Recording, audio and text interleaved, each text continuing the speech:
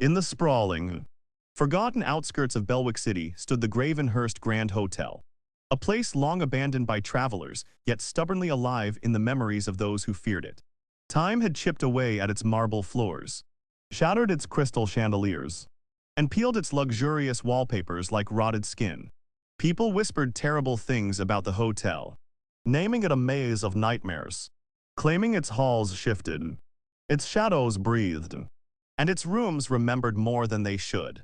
Yet among all these rumors, one chamber stood out.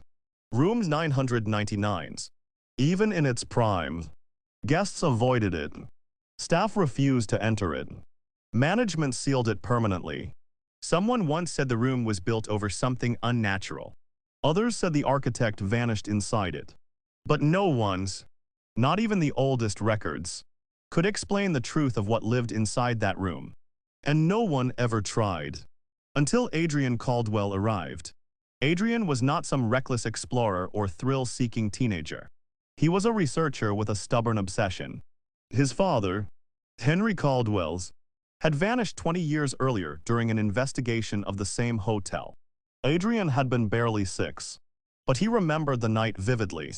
The phone call, his mother's scream, and the police's inability to locate even a footprint of Henry's presence inside the hotel, despite his ID card lying at the entrance. Growing up, Adrian hunted for answers. He studied paranormal psychology, obscure architecture, folklore, and urban legends. All signs pointed back to the Gravenhurst Grand Hotel and to room 999. On a stormy October night, Adrian reached the hotel gates. Lightning flashed over the towering structure, revealing broken windows like hollow eyes watching him. He gripped the strap of his backpack and whispered, "I'll find you, Dad." The gates creaked open with a groaning metal protest. The lobby greeted him with suffocating darkness. Dust floated through the air like pale ghosts. Disturbed by his steps, his flashlight traced collapsed pillars, torn carpets, rusted elevators. The silence felt wrong. Not empty, but listening. Adrian stopped at the reception desk. The logbook lay open, pages yellowed. His father's name was scratched violently across an entry, as if someone tried to erase it. Henry Caldwell's research permit. It read. Beneath it, a large ink smear covered whatever came next. Adrian's heart pounded. His father had been here. He turned a page. Written in frantic handwriting was a cryptic warning. Dante open it. The room remembers. The entity waits. He pocketed the page and walked deeper into the hotel. Paintings hung crooked on the walls. Portraits of unknown guests whose eyes seemed to follow him. Some faces were smudged. Others scratched out. A soft hum echoed from somewhere above, like distant chanting or electrical buzzing. The staircase to the upper floors resisted his weight, groaning with every step. By the time he reached the 9th floor, his flashlight flickered. The corridor stretched unnaturally long. Doors lined it like silent witnesses. Many were broken, others boarded shut. The carpet was soaked as if water seeped from beneath the doors. The smell was metallic, decaying. Room 999 sat at the very end, its brass numbers tarnished black. The door was sealed with chains, rusted but still strong. A thick layer of dust coated the handle, except for one long fingerprint streak. Fresh. Someone's been here, Adrian muttered. He uncoupled the chain with bolt cutters, heart hammering louder than the storm outside. As the chains fell, the door trembled, as if something pressed against it from within. Adrian hesitated. He sensed the weight of decades pressing down on this single moment. Still, he turned the knob. The door creaked open. The room was pitch black. His flashlight revealed an interior that looked untouched by time. The furniture was neat. The curtains were closed. No dust, no cobwebs, no decay. It was as if the room had been waiting. Adrian stepped inside. Immediately, the door slammed shut behind him. He spun around, grabbing the handles. but it would not budge. His flashlight flickered wildly. The air grew dense, heavy, almost breathing. Shadows stretched unnaturally along the walls. A cold whisper brushed against his ear. "You came back." Adrian froze. "Who's there?" The whisper responded. Layered. Multiple voices out of sync. "The one you seek." Stayed. His throat tightened. "My father. Where is he?" A shape began to form in the corner. Tall. Skeletal.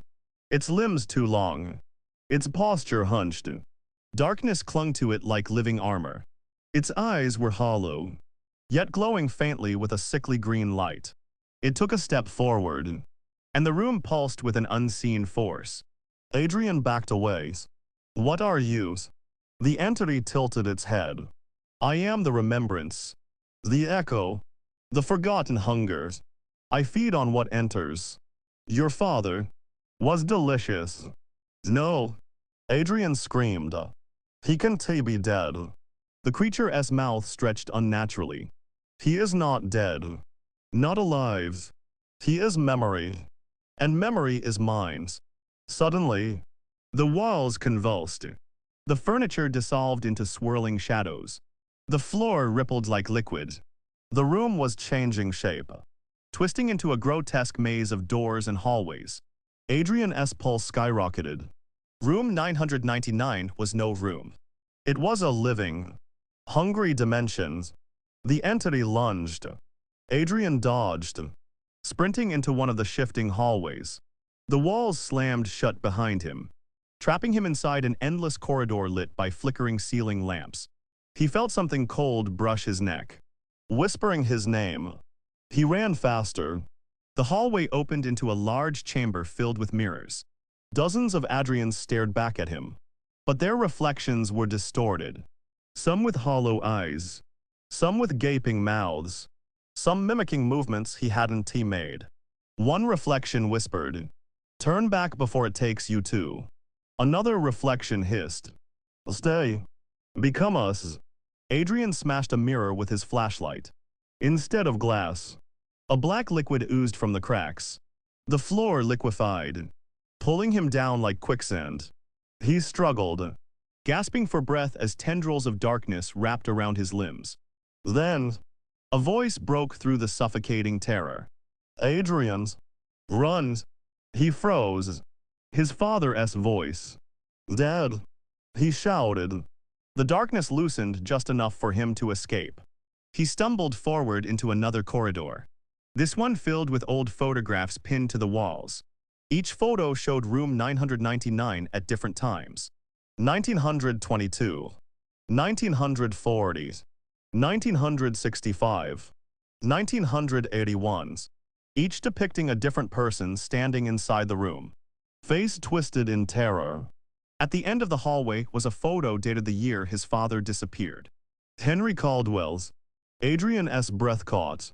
His father's eyes were wide with fear. His hands pressed against the walls as if begging someone outside the frame. Behind Henry, the same entity loomed. A whisper echoed behind Adrian. "He called for you." Even after memory faded, Adrian spun around. The entity stood tall, its shadow enveloping the photographs. "You can join him. Become remembrance. Become part of my collection."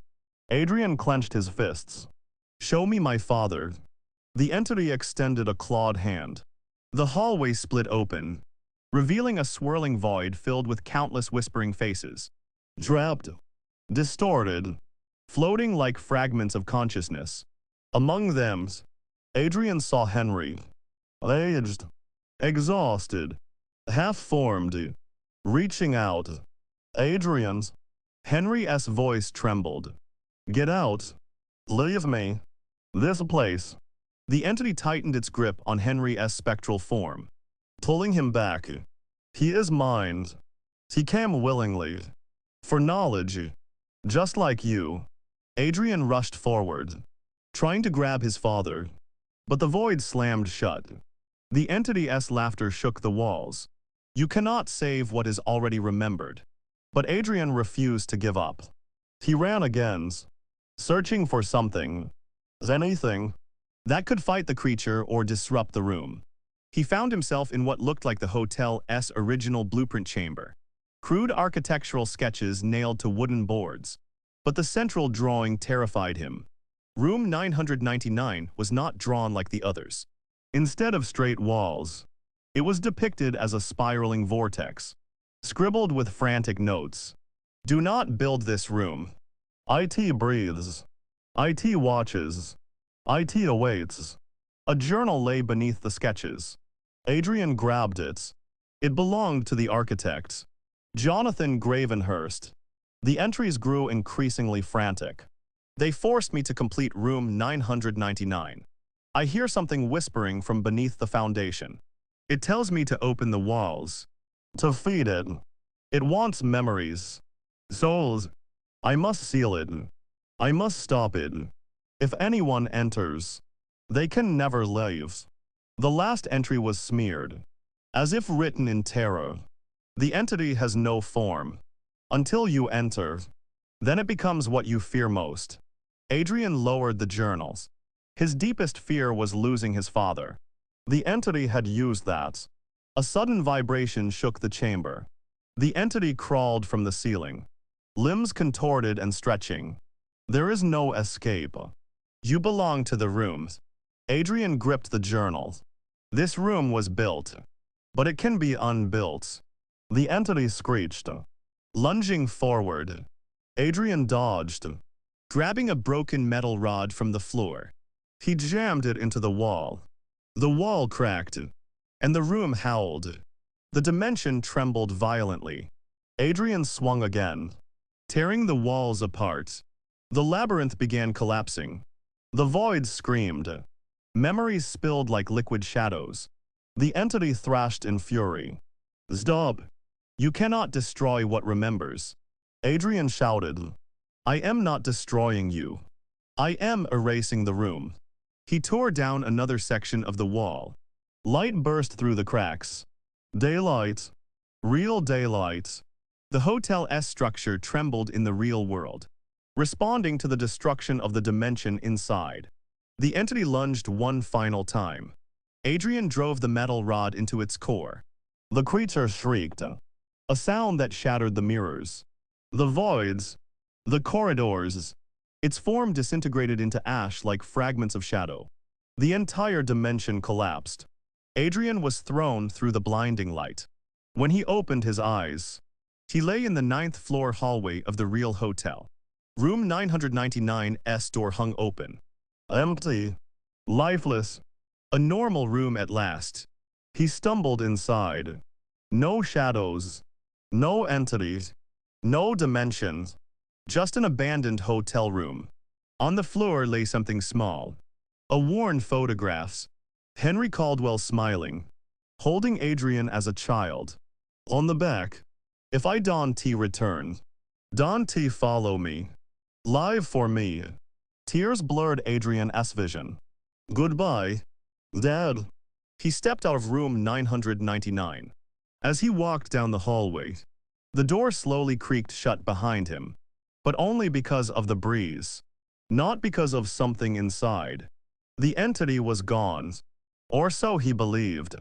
As Adrian exited the hotel, the storm cleared. The sun rose weakly behind the clouds. He took one last look at the building. For a moment, in the highest window, he thought he saw a silhouette. Tall, thin, watching, but when he blinked, it disappeared. He exhaled slowly and walked away. Miles behind him, deep within the cold, abandoned darkness of the hotel, room 999's door clicked softly. Then whispered, another will come.